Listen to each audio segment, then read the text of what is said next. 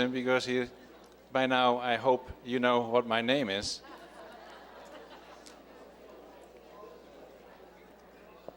My lecture will be different than what you have heard so far. The way I look at crystal skulls is different. And as you see, what I like to focus on specifically is the fact that crystal skulls can help us to move from duality to oneness. And I like to present some of the data that I've gathered over time to help to illustrate that with you. And as you can see, I have not only put my own name, I also have Jeannie's name, because without her, I wouldn't have done and gathered the information that I'm going to present to you. So, in fact, I'm speaking on behalf of both of us. When we talk about crystal skulls, a lot of talk is about they came from the ancient times. There is a lot that comes from ancient times, and as we know, all crystals comes from ancient times. They always have recorded history of the earth. So basically you can say, when we talk about doing research, we always integrate things from the past into the present as a preparation for the future. Some people say time doesn't exist. Well, time is an experience of the cycles that do exist. So in that sense, time does exist. And at the same time, it doesn't exist if you're not having an experience, right? So in that sense, we are continuously moving, bringing from the past into the present, into the future. It's a dynamic that is very, very important. And many of the traditions that are coming out nowadays need to be integrated in our current times. Because if we don't do that, it's just like information that has no value to us. And as we have heard many times, love is the key. That's one of the things that I love so much of this kind of gatherings that we do, because you hear this message over and over from everybody. That's the good news. At least I will do some introduction of myself, and I do this through this rather complex slide. My background is, I'm a biologist. I'm an ecologist, and that's where my PhD is in. And I shifted, as you can see in some of the data, around 1990 into more spiritual endeavors, beginning to study the human energy system. And pretty soon, I realized that what I was doing still is the same thing. The only thing is not on a physical level, but on a metaphysical level. That's why I coined the term metaphysical ecology, because that's the interaction between every human being and the environment they live in. And if you look at the different earth energies, then you can see that the earth energies are having two different qualities. That's the crystalline energies, and that's also the energies of the different grids and fields. And I will show some information, but if you really want to go into that, then you need to go to my two books, either for the crystal skulls or this one. That is the gifts of Mother Earth, and that tells a lot about the earth energies. Those two, as I will show, are completely interlinked. There is no separation between crystals, crystal skulls, stones, earth energies, and so on. In a sense, looking and listening to people, we have to be very careful with the term, my skull is more important than yours. As soon as we do that, we are in duality. As soon as we say every crystal skull is important, because every crystal skull has to teach the caretaker something, we are on our way to oneness. Working with crystal skulls now for about 17, 18 years, that has become actually my, you can almost say, slogan. Every crystal skull is important because it gives exactly what you need at the moment that you need something, if you're willing to truly connect with that. And what I believe is that crystalline energies are very, very important. Crystal skulls, crystals, stones, they all hold crystalline energies. So when we talk about the different things, that is what it's all about. It's crystalline energies. In its different ways, in its different approaches, in its different frequencies, But that's what it is. And you will find them actually in different places, not only the ones I just mentioned, but realize the Earth is crystalline energies. We live all the time on top of a crystalline being that really is crystalline energies. And it also means that if that's true for the Earth, it's true for all planets. That means that actually crystalline energies are everywhere in the physical universe. And most likely also in the non-physical universe, but that's even more difficult for us to comprehend and understand, right? So we can say that crystal skulls and all the other crystalline energy, by definition, must be connected with consciousness, because if everything is crystalline whenever we look around us, it's one of the most important expressions of consciousness there is. And here we have the link, the connection with consciousness. Crystal skulls, by definitions, coming from Mother Earth, because that's the material that they are made from, are consequently an aspect of consciousness. As soon as we interact with us, it stimulates our consciousness in many different ways, as I hope to show you in this lecture. So crystalline energies, you can say, is a huge field, huge field. A field is beyond on our comprehension, I guess. But if we restrict it to the crystalline energies of the Earth, we see that within that there are many subfields. The crystal field, the crystal skull field, they all have their own unique information system. And the key word for all those fields is one word, and that's coherence. It is not just a field that's incoherent where you can't work with. No, it's a coherent field, which means it's accessible for us to work with because it's telling us something. It's information, ordered information, which means consciousness somewhere has been involved, because only consciousness can order out of the chaos. And when you talk about crystalline energies and about crystalline fields, the question is always, where is that field? Well, fields are like layers around the Earth. And that's pretty complex because there's so many layers. There are millions of layers of energies. But the crystalline energies are very, very important. And as soon as we begin to work with those energies, are able to tap into them, we bring them into this physical reality which we call Earth. And then they come into what we know as grids. The grids are the aspect of a field that we actively work with. There's a difference between the two. You can call the field as the potential. The grid is what we have realized of that potential. And a vortex, and those who have visited Sedona, I know it's one of the popular places, and that's the area where we live. In that area we talk about vortexes, but they exist all over the world. They're always the connection between information fields and information grids. And in that place, you have a choice. When you are not on a vortex, you can only tap into the grids unless your consciousness is attuned to the field. But when you're standing on a vortex, you're literally in the beam and you can make the choice and bring information from the field more easily into the grids, helping mankind to access more and more information. A lot of you are doing that because every sacred site has this type of vortexes. And often without knowing, you're bringing information from the fields into the grids. The higher your vibration is, the more expanded your consciousness, the more actively you contribute to that particular process. This is what we're here for. This is our task, whether we realize it yet or not, because we are subconsciously do it, but if you make it consciously, we can contribute even more intensely. There is something very interesting with the grids, the crystalline grids. There are actually 12 different frequency levels, and you can separate those in 3 main groups. And those, it's important to understand, as you'll understand in a minute, because they have everything to do with crystal skulls. So if we take the 3 groups, then there is one group that has 5 levels, and that's always existing. It's basically supposed to be everywhere, and I'm saying that with a reason. I use the word supposed with a reason. It's a natural part of the Earth. It's like when you take a skull of a crystal out of the Earth, it has a certain amount of information, and when we interact with it, that information is changing all the time because it begins to interact with our consciousness. So you can say the basic thing is the first 5 layers.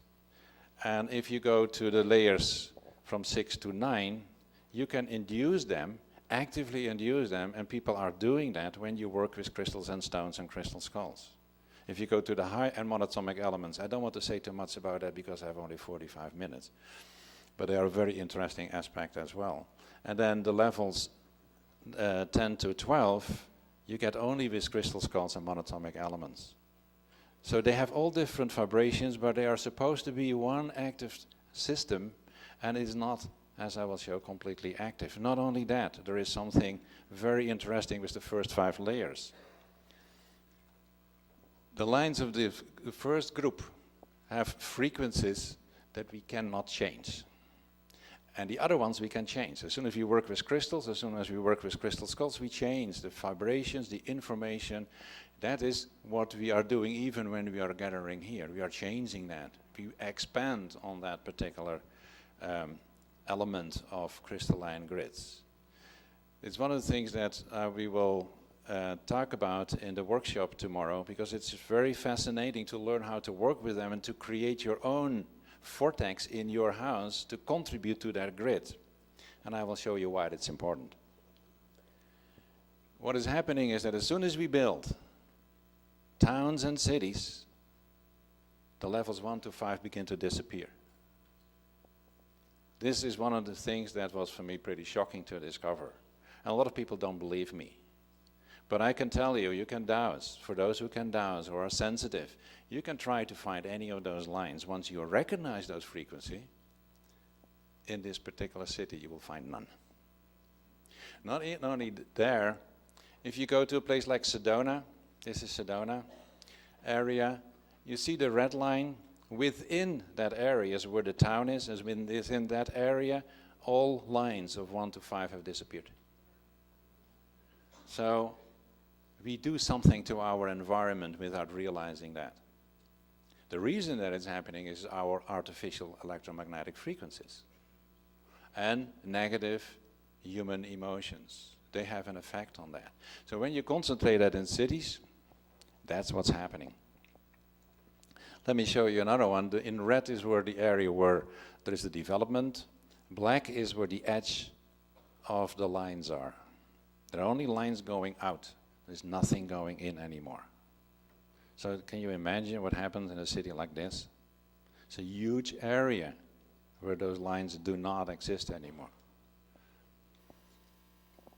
Why is that important? Here you have all kinds of different types of energy fields and energy grids that exist on Earth. And I'm not going into detail. For those who are interested, again, I would say, read my book, Gifts of Mother Earth. But the point is, when you look down, you see there are the crystalline energies 1 to 5. They are at the basis. What that means is, they have a direct effect when they disappeared on 2 groups of energy systems that are very important for us. The one that's called the lower subtle energies of the Earth are the ones that are known by Hartmann grids, Curie grids, Banker grids. And when they are disturbed, and there's a lot of research done in Europe specifically, people get severely ill. And as soon as the crystalline grid lines are not there anymore, they throw off the balance of those grid systems. So you get an increased chance of also get an imbalance in your energy system, and you need to compensate that much more, and some people can't do that. And the same is true for what is called the chakra and the meridian lines. They support our meridian system and our chakra system. They don't get disturbed, but they get diminished. In other words, in the total grid systems and in the field, you get gaps. There are gaps where you just don't have that support system anymore. So now you understand why it's more challenging to live in a city compared with living outside. That's why we don't live in a city. We all understand that crystals and crystal skulls hold information, but realize that's also true for the crystalline grids. So if you take away that information, you actually challenge the possibility of a system that can bring in more information. I can say it in a different way. Without those grids, you can say evolution is more challenging, it's more difficult.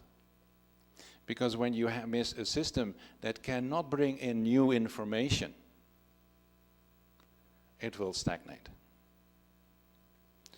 And that's why we see so many stagnation in cities. Fortunately, there are other levels we can operate on, but we don't have what I call the natural supporting system.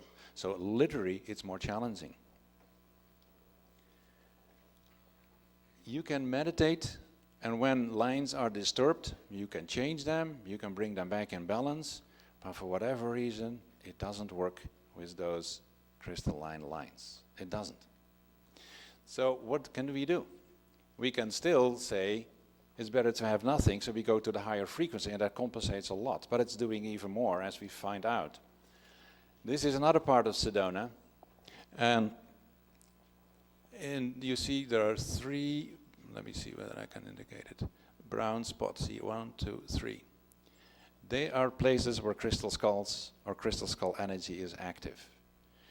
And what you see is, as a consequence, is the only place in the Sedona area where there are back 2 lines of the crystalline 1 to 5. In other words, we can make a change. We can bring them back, but we have to have a support system that we need to bring back in. And to show you another one, again, you see this time it's the towns of Clarkdale and Cottonwood. We live in Clarkdale, and it's very close to Sedona. And the one with the big blue dot that you see there, that's our house. And as you can see, there are 2 lines back. So I give this as an example to say, okay, we can say, oh, now all these lines are disappearing, and we don't have this support system, now what? Well, that's the answer. We can bring it back by working with crystal skulls. But obviously it has to be done in a little bit larger scale than is happening now. And I'm not saying bring all your friends and buy. Maybe I should say that anyway, but buy skulls and create a grid, right? That is a way to really bring back some of those lines that we need for the natural support on our journey, on our evolution. So there's a problem with the ones that are connected to crystals and crystal skulls. As soon as you go to the higher frequencies, you have to continue to work with them because they begin to disappear. It's like as if you are asked to be so aware of these crystalline friends and crystalline energies that we are literally invited to permanently work with them. It seems to be as if it needs to be a natural part of our existence. And in the past, it was. This is the Pyramid of the Sun at Teotihuacan.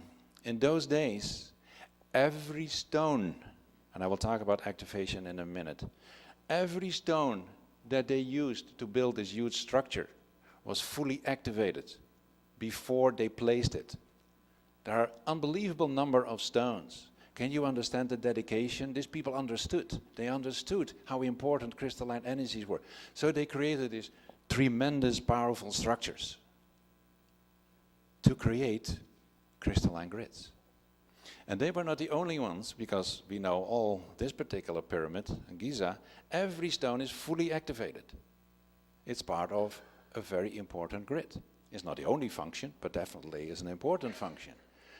Some people of you may know what it is. The Intihuatana, the sunstone in Machu Picchu, fully activated. These people were focusing and concentrating on it and knew that this was very important as their center of activations and ceremonies. The Sun Gate, same story. The stones, fully activated. And one last, Pumapunku. Very interesting. Everybody has seen Ancient Aliens. It's coming. This is mentioned quite often because of other reasons, but every stone is activated. Now, what does that mean?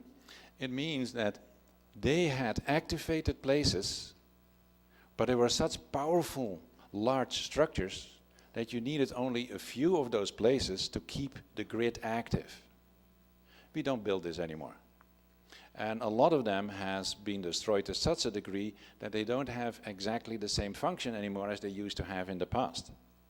It's also not easy to get it back because we don't have yet the knowledge. But what we do have now increasingly is the ability to work with a lot of smaller, powerful crystalline entities, our skulls or our crystals.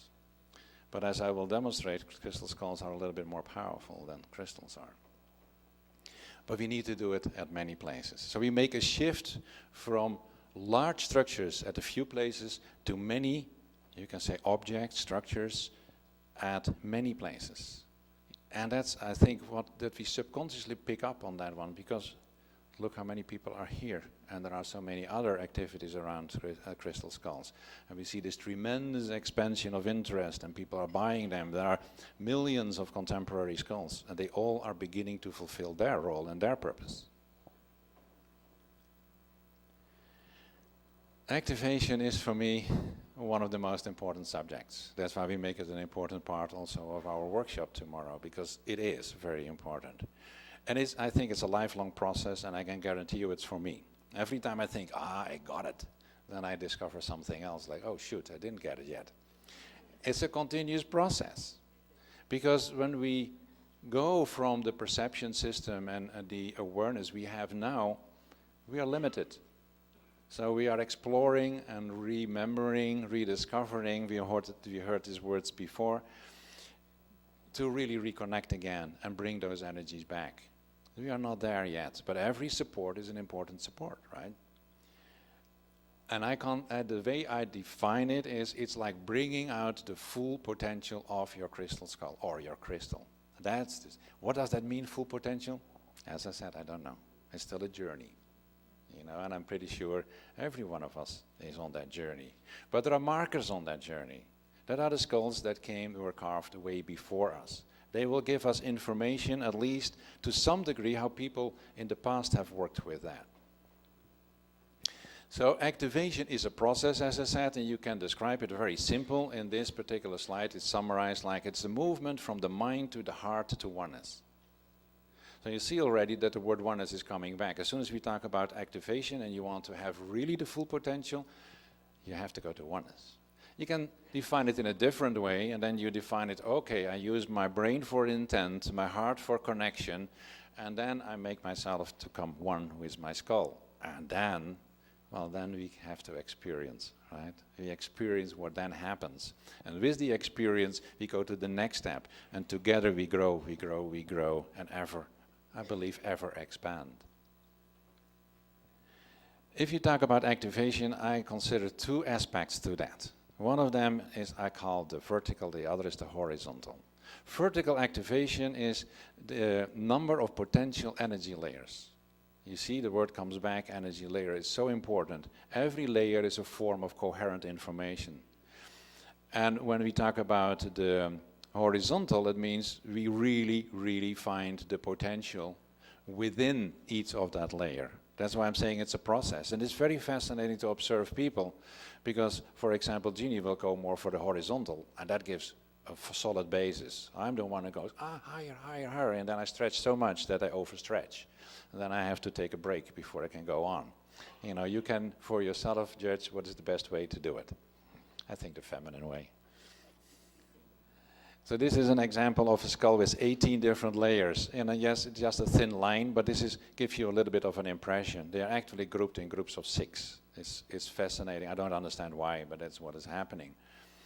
And if you take crystals, then the maximum potential, as far as I understand now, and I say this with some emphasis, they give 24 layers. But as you can see, most of the material has only 12 layers, and there is only a limited material that will go higher. And if you go really to the highest, you go to quartz.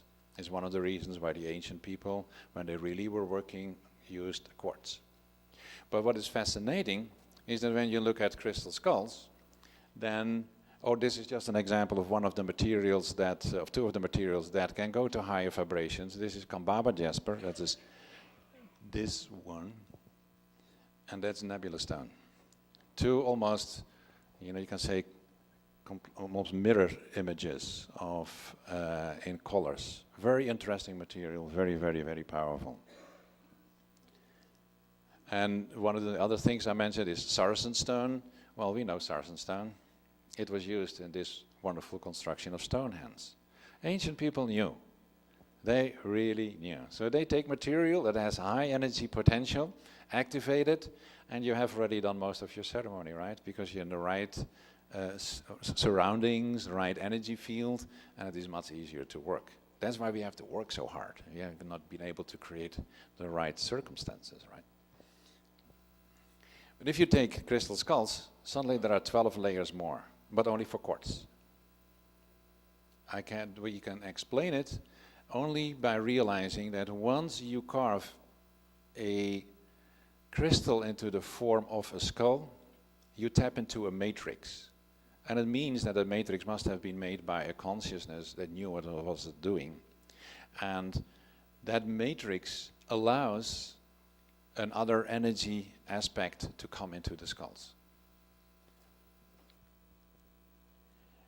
You always start with stones with at least 4 layers. It's like this is the minimum vibration existence of a stone. But as soon as you carve it in crystal skulls, the minimum is 6. So already there you see there is a shift immediately happening. And if you go to a carver that really carves with consciousness, he will tell you it happens at the moment that the eyes are into the skull. The eyes are very, very important. You know, you can have the whole shape, but as long as the eyes are not there, it will not work. You don't get a shift. The other thing is, if you have a shape of a skull that's too far away of a human skull, it will not make the shift. So you see some of those alien skulls with this very elongated thing, as beautiful as they are as a piece of art, as beautiful as they are as a crystal, they are not crystal skulls. Yeah.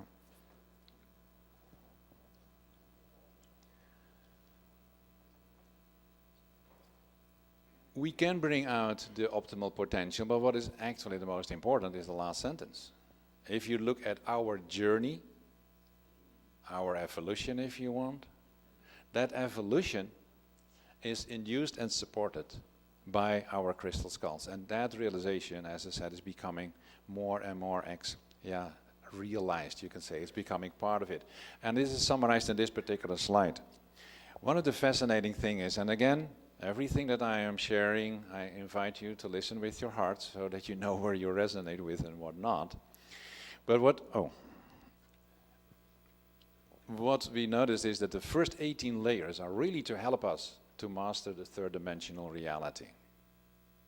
If you go to the higher layers, you talk about moving more and more into the fourth dimension. I dare to say that most of you at least have once in a while an experience of unity and oneness. But we are not able to truly live in that permanently. You know, so it's like moving in and out, in and out. And when you work with your crystal skulls, you do the same thing. But the more you work with them, and the higher the levels they are being activated, the more they will almost pull you into this oneness. And that's why I make that statement. Crystal skulls truly support us to go into oneness. That's the journey.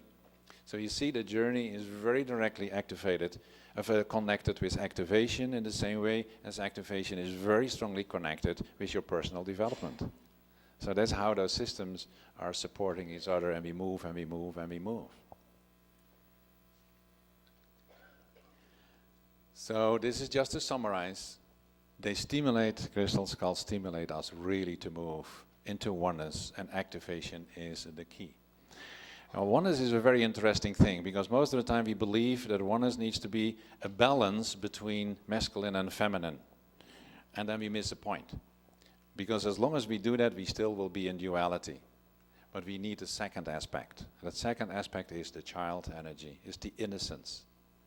Only through innocence we bring back the triangle of oneness. Never, as long as we talk about balancing masculine and feminine, we still think in duality. So bring in, some of you may know the expression, if you're not like children, you will never enter the kingdom of heaven. Well, that's what you see here, in this triangle. And it's interesting, and I will not go into too many details, but the interesting thing is that if you look at the words that are connected with it, then you say, the femininity brings in the wisdom, the child brings in the love. And we need the power to give it all form into this reality. A lot of people nowadays are in power and in wisdom that then gets deformed into knowledge. Only when we really integrate those three elements, we can go to true oneness, and then the balance will be back. As you may see, there are 3 elements connected with that, and out of these 3 comes the 4th. That would be a nice part of another presentation, but not for now. Well, our brain needs to help us to experience Most of us, as I said, can move into oneness, but that doesn't mean we experience it. So how can we experience it? We experience it when we develop our brain and the different brain states. And a lot of people say, well, that sounds very practical, third-dimensional, but that's exactly how it works. Because if you cannot translate something into an experience, it's as if it doesn't exist. So just to help you, there are, in our daily activity, we all are in our beta, and if you are relaxed, then we can go into alpha. But if you really want to go in deeper aspects of consciousness, you have to go through your subconsciousness, which we call the theta, into the delta. And that's the training. Crystal skulls help very much in that training. And that's key, because you can only translate experience from our subconscious into an awareness if you can tap into that. In the same way as that you can only go into higher consciousness when you can tap into that and then translate it into an awareness. So you need all of them to be integrated. In my book I talk also about the gamma, which is the ultimate thing where you integrate everything in a deeper understanding. So it's a very important process, but as soon as you sit with your crystal skull and you let go, you move in theta. Nonetheless, you can train that system so that you become more and more aware. And it's through the awareness that you can move into oneness. And repeat it again. And I like to repeat these certain things because for me it's so important. Every crystal skull is important because it will always bring us where we need to be. When we look at the past, and we look at what we call old and ancient crystal skulls, the way we look at them is very different, as you have heard. You can look at them at the way they have been used, and my entrance, as you now have understood, is in looking at the different energies. So looking at the energy layers, you can get some impressions. And in no way will I suggest that I know which skulls are ancient or which not, but I'm giving you a separation into the different groups based on energy so that you can include that in the understanding of crystal skulls without any judgment, of course. But before I do that, I have to define a few things. When we look into the crystalline energies, there are actually three different what I call harmonic frequency systems. Is the harmonic frequency system of crystals, is the harmonic frequency system of crystal skulls, and I said already it's different, and I think everybody who is sensitive will agree with me that a crystal skull feels different than a crystal, and that's because it adds to the form another harmonic frequency range, and then there is the monatomic. As I said, I want to mention it because it's part of the separation in groups. But if you go to the quartz, there are two other harmonic frequencies, and that are the Atlantean and the Lemurian. These are the ones that I finally can work with, thanks to Sherry, because he challenged me during an event a couple of months ago in Mexico, and she said, you always talk about these Atlantis energies, and where is the Lemurian energies? I said, yeah, I know they exist, but I cannot connect with it. So she said, take synergy and sleep at night with synergy. She will tell you. And I wake up in the middle of the night and like, oh yeah, of course, that's how it is. So that's why I included this now, and I can include it. This is the first time that I can include them. And it's actually very simple. So what you see, if you talk about the Atlantean energy, we talk about the Atlantis orb, and we will hear about that this afternoon. The Mitchell Hedges has Atlantean energy, but also contemporary skulls, like our skull Sam. And now don't tell me that you believe that I put it in, because I didn't. There seems to be that when you reach a certain point, many beings are beginning to work with your crystal skulls, and they bring in changes. An element that is for me always a big question mark, and I don't know how it works. I can only see the results, but I don't know how it works. When you talk about the monatomic, and that's a very interesting thing also, the Atlantis orb has monatomics, and what people know as the Andara stones, or the skulls made from Andara. And well, at the table of us, there was Gorge was selling some of the material. I think Sherry also had some of the material. I don't know whether she still has it. That contains monatomics, but all the skulls are sold.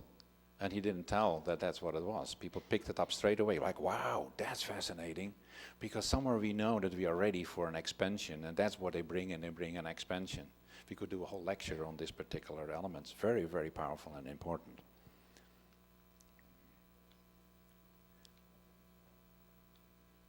Why does it not move?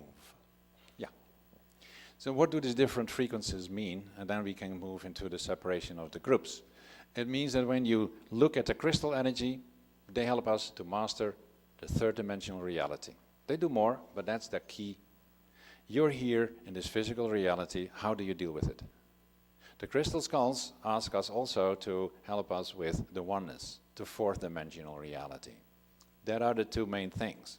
If you look at the Atlantis energies, what that means is mastering the crystalline energies from a masculine perspective, and for Lemuria, it's from a feminine perspective. It's built in that consciousness aspect of mankind. And then finally, the monatomics are activating our light body, help us with ascension and what we call enlightenment. So they all have their unique frequencies, they all contribute to our process, they all are important. The only thing is we need to learn to connect with them, and to play with them, and to activate them so that you can get the full benefits from them. This is the problem that we have with Mac. You know, things are disappearing. I will go through them anyway. Groups based on the use. So the way people have been using things in the past is creating a certain level of activity, and we can look at them in that way and say, wow, that belongs to that group and that belongs to that group. Based on the knowledge that you need to have in order to achieve that, it's most likely to be older or not. So I will present something that is maybe controversial. That's why I ask you to listen with your hearts, right? Oh, sorry, let me go back. The original crystal skulls, I know Stephen doesn't like that word. That's why I put it between quotations, Stephen. Did it exactly for you. I don't know either what original crystal skulls are, but there is an increasing understanding that actually original crystal skulls do not exist as a crystal skull. It's an information field. It's an aspect of consciousness. And when we were not able to tap into that consciousness anymore, there was like, oh my goodness, what do we do now? We are beginning to lose it. Let's put it into a computer. Well, what was the best computer to be created? The crystal skulls. So that's when they begin to bring that information in order to prevent that it would be completely lost, so that it would be accessible for us. And over time, different peoples in different places have done the same thing. And now we are desperately trying to group them together and say, oh, how does that work here and how does that work there? Maybe we'll find it, maybe we'll never find it, but that is what people did. It's all in order to preserve their unique knowledge. And now we are learning to tap into that. But as I said in the second slide, we need to integrate it in this time frame so that we can use it in our current flow of consciousness, in our current development. Well, the Atlantean crystal skulls, to my opinion, and I base this actually solely on my understanding of the Atlantis orb, are supposed to have a certain energy, the Atlantean energies, and the harmonic frequencies of the monatomics.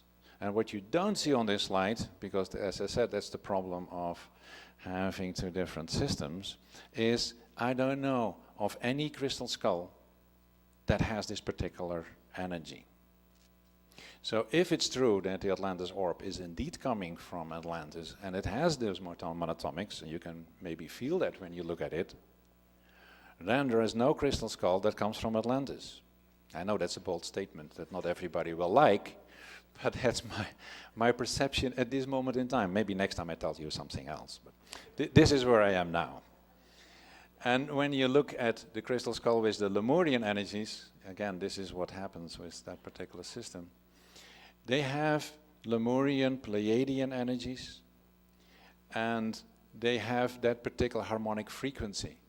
So the ones that have that is Synergy and ET, but it also is happening in now some of the contemporary skulls, and you may have seen that particular skull already, because that's the one that we have, which is on the table.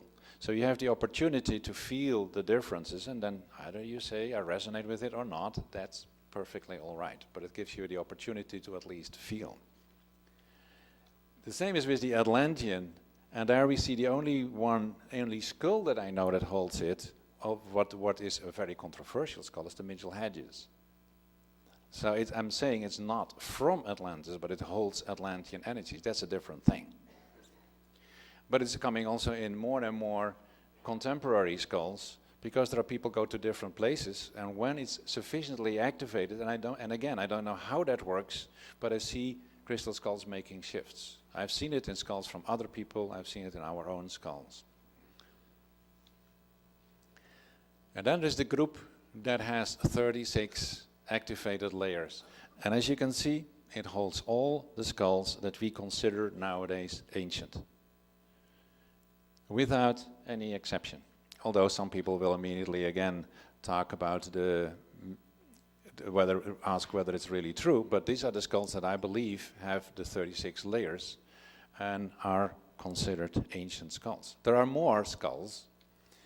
Amar, it didn't fit on the other one, and Amar has some very unique energy, so that's why I separated it. But I see it also with some skulls from other people, and you see in the circle that is our circle, there is a lot of them are going into that particular phase. And each skull present here can be there pretty quickly as well when you make your connection. So it will be a basis to help you to raise your vibration and frequencies. I put there because I was not sure whether anyway, I can't say much about that. But the body of the mystery skull belongs in this group as well. This is for me one of the most fascinating groups. 24 layers. Most of them have more layers now. But there is a very distinct thing in the 24th layer, because that's how they originally were created. And these are the ceremonial skulls. I call them all ceremonial skulls, used in maybe shamanic work, but definitely ceremonial.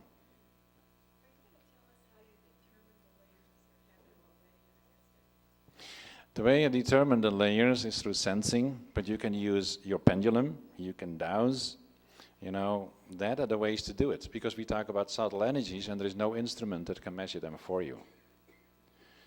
I wish that would be true.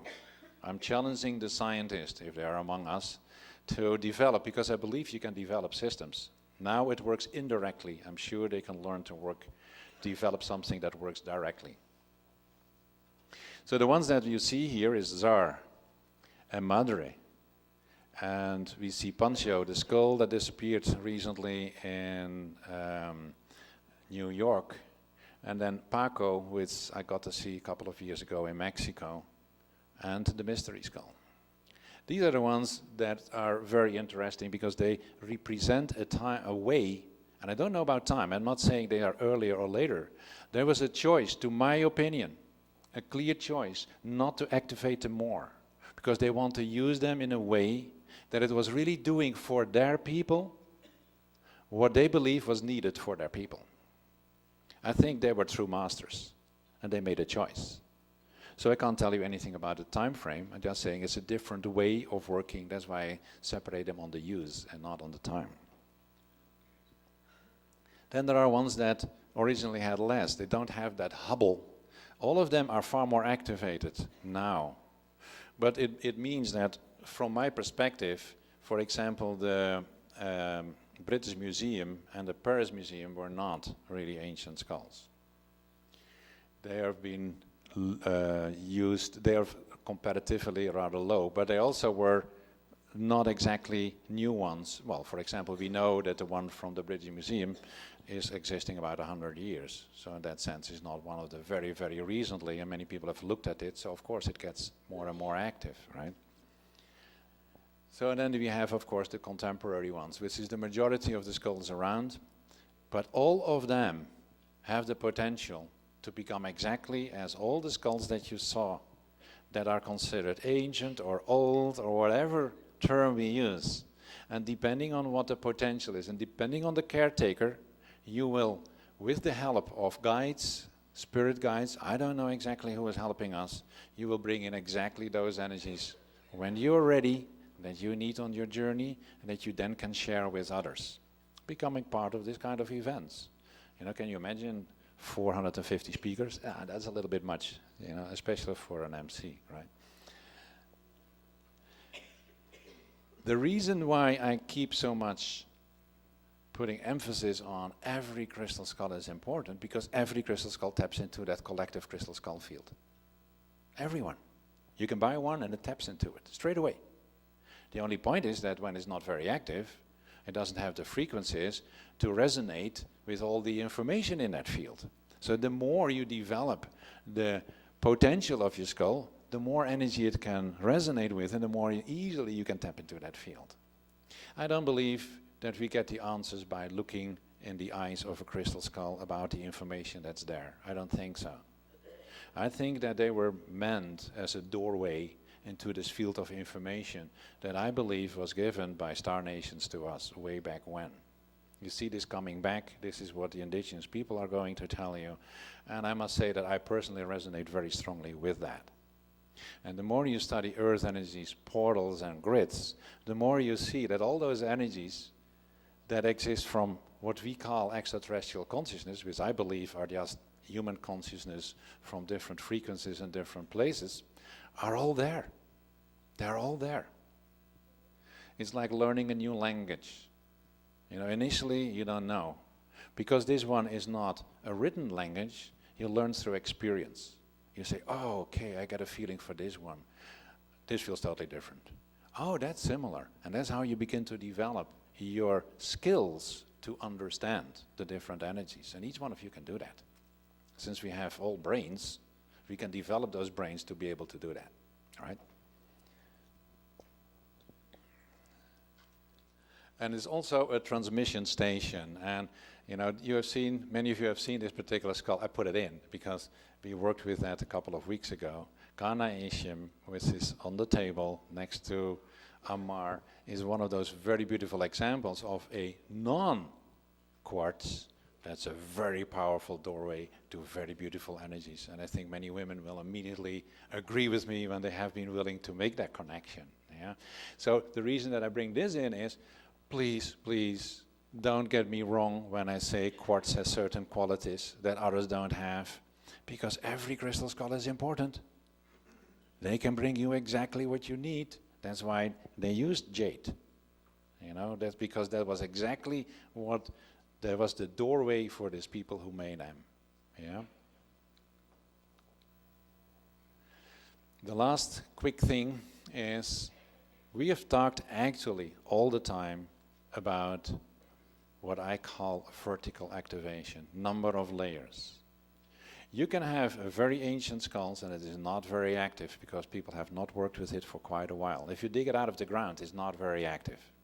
So actually more important is the activity level, which is a combination of the vertical and the horizontal. That determines that.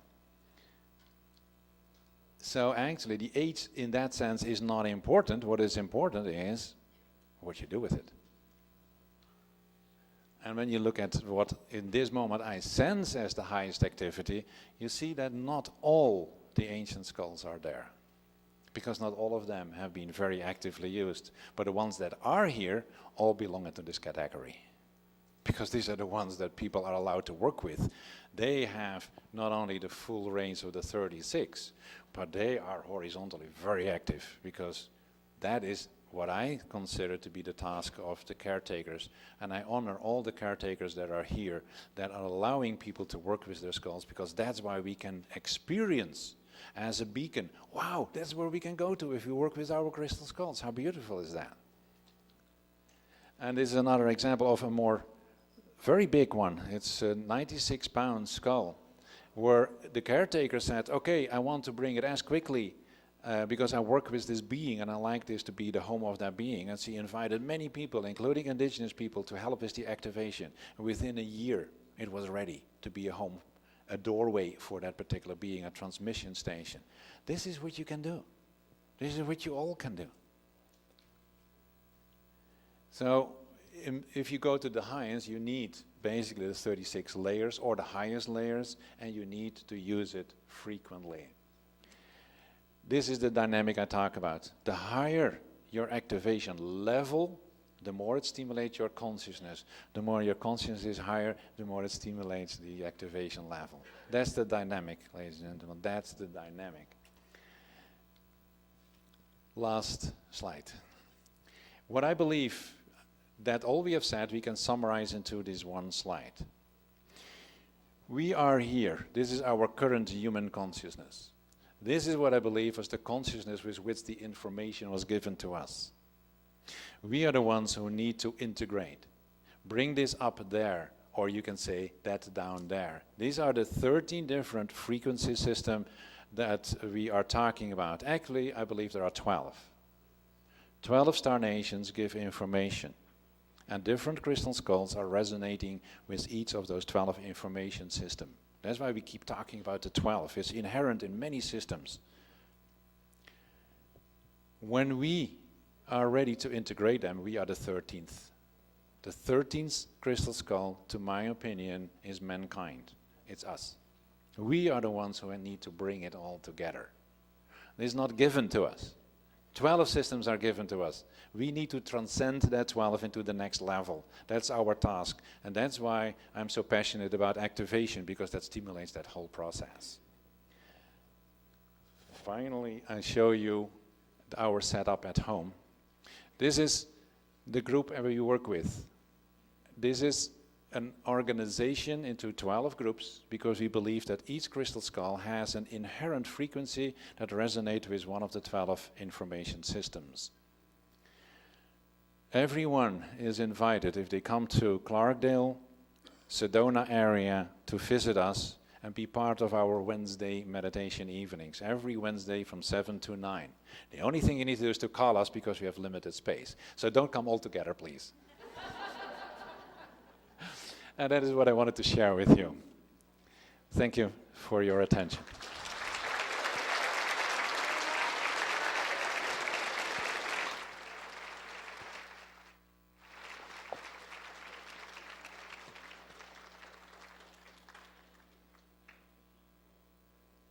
And I stayed exactly in time, and I didn't even timekeeping for myself. 5. Ladies and gentlemen, we are going to, officially in the program there is one other speaker. But it is not fair to the speaker to have a group of people that make a lot of noise through their stomach, because that will be pretty disturbing. So we thought it would be better that we have the break now. So we are coming back at 2:30. Please don't come later back than 2:30, because we have an interesting final afternoon. Thank you very much.